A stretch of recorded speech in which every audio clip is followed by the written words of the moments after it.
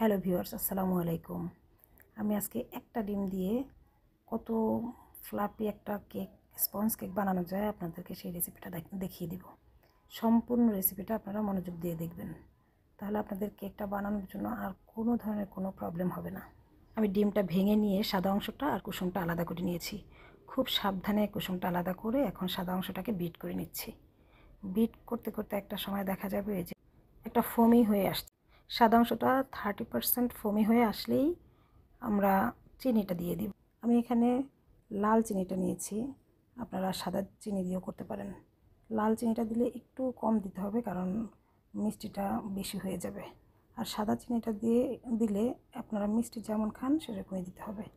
আপনারা কী ধরনের মিষ্টি পছন্দ করেন তার উপরে ভিত্তি করেই আপনারা চিনিটা অ্যাড করতে পারেন। আমার এখানে চিনিটা গলে যাওয়া পর্যন্ত আমি বিট করব।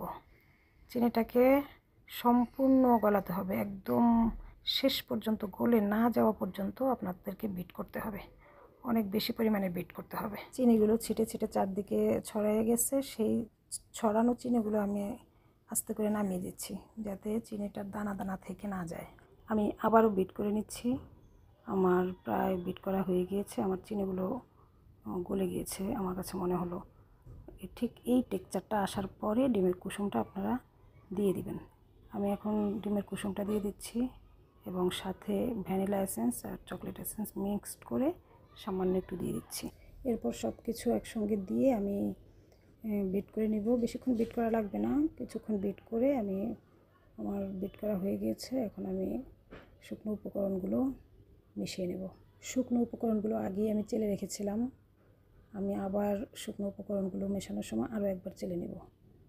2 থেকে 3 বার যদি আপনি শুকনো উপকরণগুলো চেলে নেন তাহলে আপনার মিক্সটা ভালো হবে। আর মিক্সড যত ভালো হবে আপনার কেকটা তত সুন্দর হবে। আমি খুব আলতো হাতে শুকনো উপকরণগুলো মেশাচ্ছি। এখানে ফাস্ট ফরওয়ার্ড করে দেওয়াতে খুব তাড়াহুড়ো মনে হচ্ছে, কিন্তু আমি খুবই আলতো হাতে এই মিক্সচারটা করেছি। এই মিক্সচারটা করার সময় খুবই সাবধানে করতে হবে, যাতে আপনার ফোমটা ভেঙে না যায়। আমার মিক্সটা করা হয়ে গিয়েছে। আমি এখন 4 ইঞ্চি একটা মোল্ডে ঢেলে নেব। 4 ইঞ্চি মোল্ডের হাফ পর্যন্ত আমার ব্যাটারটা হয়েছে এবং আমি এটা এখন চুলায় বেক করে নেব।